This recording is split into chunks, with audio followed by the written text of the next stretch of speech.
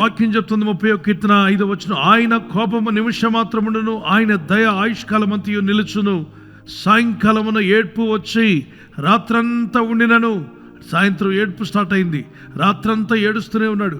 ఉదయమున సంతోషము కలిగెను. Amen, praise the lord. రాత్రి జామున నాకు ఏడ్పు వచ్చింది, దుఃఖము కలిగింది, వేదంతో గడిపాను, కానీ తెల్లవారేసరికి ఎక్కడ లేని ఆనందం వచ్చింది అంటాడు. అంటే గాఢాంధకారాన్ని ప్రభు తొలగించాడు. దేవునికి స్తోత్రం కలుగును గాక. ఈరోజు నీ జీవితంలో కూడా రాత్రి కాలం ఏడుస్తున్నట్టుగా ఉందా? పరిస్థితి ఏడుస్తూ దుఃఖంతో ఉన్నట్టుగా ఉన్నావా? వేదంతో గడుపుతున్నావా? సాయంకాలం ఏడుపు అంటే జీవితంలో ఎందుకు నా చివరి గడిలు ఈ విధంగా ఉన్నాయి? చివరి గడిలో మాకు ఎవరు సాయం చేస్తారు? ఎవరు నాకు ఆర్థికంగా సహాయపడతారు? ఎవరు చేయూతనిస్తారు? హూ విల్ అండర్స్టాండ్ మీ? నన్ను ఎవరు అర్థం చేసుకుంటారు ఈ లోకంలో? ఎవరు నాకు సహాయం చేయగలరు అనే వేదన, దుఃఖము మనిషిని బట్టి పీడిస్తూ ఉంటే ప్రభు సన్నిధిలో ఏడవండి. ఏడ్చేదో లోకం దగ్గర ఏడవకండి. మనుషుల దగ్గర ఏడిస్తే ఇంకా కొంచెం వరకు లోకులు కాకులుగా మారిని మిమ్మల్ని పొడుస్తారు. మీ విషయాలు అన్ని బజార్లోకి తీసుకువెళ్తారు. కానీ యేసయ్య దగ్గర కన్నీళ్లు కార్చిన వారి యొక్క ప్రార్థనలు విని వారి బ్రతుకులో వారు ఉన్నటువంటి గాఢాంధకారంలో నుండి దేవుడు వెలుగులోకి లాక్కొచ్చాడు. ఎంతమంది లాక్కొచ్చాడు మీకు తెలుసు బైబిల్లో. అబ్రహాం బలర్పిస్తున్నప్పుడు కూడా గాఢాంధకారం కమ్ముకుంది. అప్పుడు బలర్పిస్తాడు, ప్రభు ఆ బలిని అంగీకరిస్తాడు.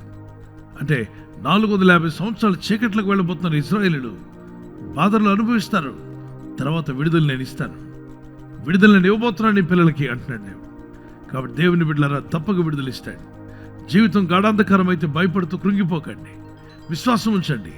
దేవుని వైపు చూస్తూ ప్రార్థన చేయండి. క్రీస్తు వైపు చూస్తూ వాక్యంలో ప్రార్థనలో మొరపెడుతూ దేవుని వైపు చూస్తూ ప్రార్థన చేస్తూనే ఉండండి. ఆయన కృపను మీరు పొందుకుంటారు. నీవున్న గాఢాంధకారపు స్థితిని దేవుడు తొలగించగలడు, శక్తిమంతుడు అని నమ్మినట్లయితే చేతిని పైకెత్తి గుండె మీద చేపెట్టుకొని ప్రార్థన చేయండి. Let's pray.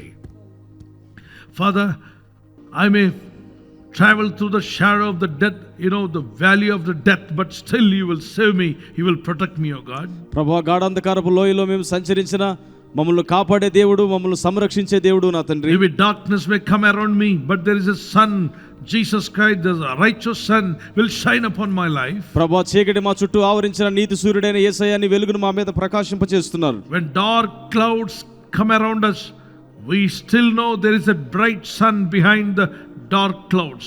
ప్రభువా, కారు మబ్బులు మా చుట్టూ చుట్టుకొని ఉన్న ఆ కారు మబ్బులు వెనక నీతి సూర్యుడు దాగి ఉన్నాడని మేము నమ్ముచున్నాను. Oh Lord, today many people are covered by the dark clouds in their life, financial problems, financial crisis, and personal problems, family problems.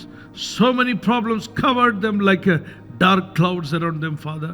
ప్రభా, ఈ రోజుల్లో చాలా మంది ప్రభా కారు మబ్బులు అనేటువంటివి, ఆర్థిక సమస్యలని కారు మబ్బులు, కుటుంబ సమస్యలని కారు మబ్బులు చేత చుట్టబడి ఉన్నారు నా తండ్రి.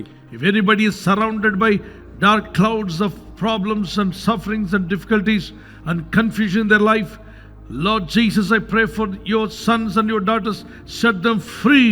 Let the bright sun, Jesus Christ, may the light of God, the face of Lord Jesus Christ, light may shine upon those people in Jesus name. Car మబ్బులు కమ్మినటువంటి స్థితిలో ప్రార్థనలో ఉన్న ప్రతి ఒక్కరి కొరకు ప్రార్థిస్తున్నాను. నీతి సూర్యుడైన యేసయ్య నీ ముఖ కాంతిని ప్రతి ఒక్కరిపై ప్రకాశింపచేయమని అడుగుచున్నాను.